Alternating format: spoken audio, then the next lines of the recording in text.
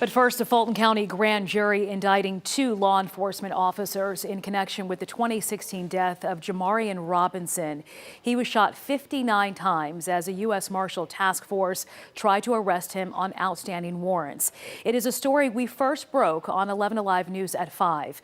Paolo Soro picks up our coverage tonight. And Paolo, what is his mother saying today about the grand jury's decision? Well, Sheba, Jamarion's mother, Monteria Robinson, had a birthday just yesterday. She says today's indictment was a gift from her son. In it, a U.S. Marshal and Clayton County police officer were indicted on 8 counts, including felony murder. I know I have to be his voice. My son was treated inhumane. Day after day for 5 whole years.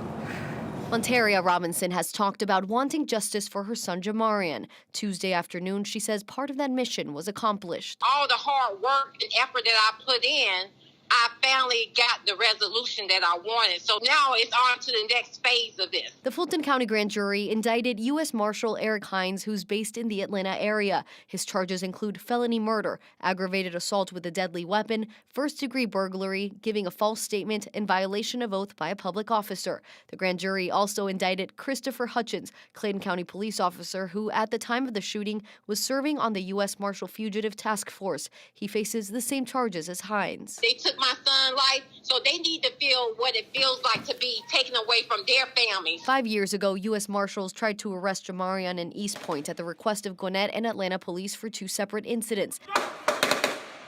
While there's no body camera footage because at the time, federal policies didn't allow U.S. Marshals or local police assisting them to wear them, the medical examiner's report showed what came out of it. Jamarion had been shot 59 times, leaving him with 76 gunshot wounds. But it's all the Jamarion Robinson stories that are not being covered, that are not on people's radar, that are really, really important to growth in this society. So Tuesday's indictment, Monteria says, came as an answered prayer. I missed him, and I'm not going to stop fighting. I'm not going to give up. Now, we reached out to the U.S. Marshals and the Clayton County Police Department, and neither agency would comment on it tonight. And while formally charged, the Fulton County District Attorney's Office says warrants are not issued until the indictment is processed by the clerk. We're also expecting to hear from Monteria again tomorrow afternoon outside the courthouse.